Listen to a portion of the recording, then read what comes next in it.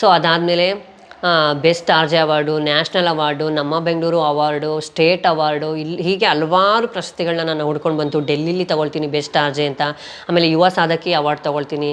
So ಇದಿಷ್ಟು ನನಗೆ ಬಯಸದೆ ಬಂದ ಭಾಗ್ಯ, ಮತ್ತು ಇದೆಲ್ಲ ನನಗೆ ಒಂದು ಮುಂದೆ ಬರೋದಕ್ಕೆ ಒಂದು ಇದಾಗಿದ್ದು ಅಂತಲೇ ಹೇಳ್ಬೋದು. ಇವಾಗ್ಲೂ ಕೂಡ ಆರ್ಜೆಯಾಗಿ ವರ್ಕ್ ಮಾಡ್ತಾ ಇವಾಗಲೂ ಕೂಡ ಆರ್ಜೆಯಾಗಿ ವರ್ಕ್ ಮಾಡ್ತಾ ಇದ್ದೀನಿ. ಸೊ ಅದು ಬಂದು ನನಗೆ ಲೈಫ್ ಟರ್ನ್ ಅಪ್ ಮಾಡಿದ್ದಂಥ ಇದು. ಈಗಲೂ ಕೂಡ ನಾನು ರೇಡಿಯೋ ಜಾಕಿ ಆಗಿ ವರ್ಕ್ ಮಾಡ್ತಾ ಇದ್ದೀನಿ.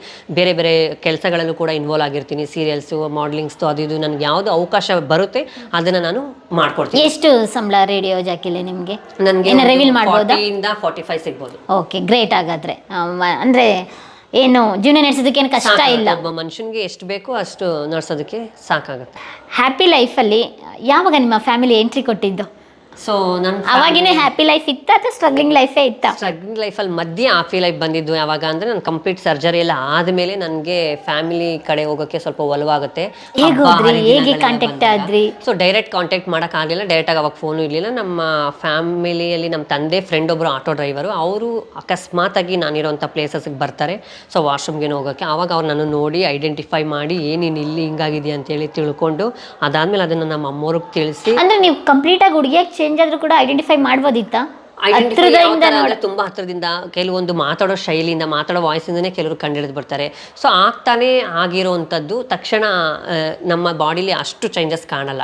ಸೊ ಒಂದು 2-3 ವರ್ಷ ಹೋಗಬೇಕು ನಮ್ಮ ಬಾಡಿಲಿ ಕಂಪ್ಲೀಟಾಗಿ ನಾವು ಕಾಣಿಸೋದಕ್ಕೆ. ಸೊ ಅವಾಗ ಅವ್ರು ಐಡೆಂಟಿಫೈ ಮಾಡಿ, ನಾನು ಅವ್ರನ್ನ ಕಂಡಿಡಿದೆ, ಬಟ್ ನಾನು ಮಾತಾಡ್ಸಿಲ್ಲ. ಬಟ್ ಅವ್ರ ನೋಡಿ ಮಾತಾಡ್ಸೋಕೆ ಬಂದರು. ಅವಾಗ ನಾನು ಅವ್ರಿಗೆ ಹೇಳ್ದೆ ಹಿಂಗೆ ಅಂತ.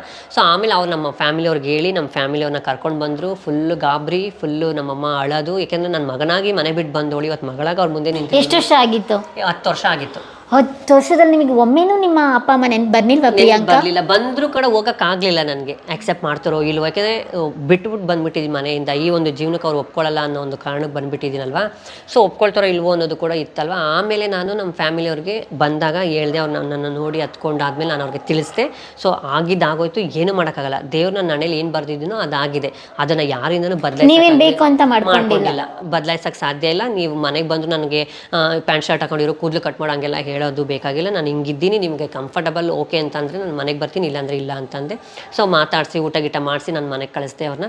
ಅದಾದಮೇಲೆ ಒಂದು 2-3 ದಿವಸ ಆದಮೇಲೆ ಫೋನ್ ಮಾಡಿ ಈ ಥರ ಬಾ, ಆದರೆ ನೈಟ್ ಹೊತ್ತು ಬಾ ಅಂತ ಹೇಳಿದ್ರು. ನನಗೆ ಅದೆಲ್ಲ ಇಷ್ಟ ಆಗಲಿಲ್ಲ. ಯಾಕೆ ರಾತ್ರಿ ಹೊತ್ತು ಬರಬೇಕು? ಯಾಕೆಂದರೆ ಅಕ್ಕಪಕ್ಕದವರು ರಿಲೇಷನ್ಸ್ಗಳೆಲ್ಲ ಏನು ಅನ್ಕೋತಾರೋ, ಹಿಂಗಾಗೋನೆ ಅಂತ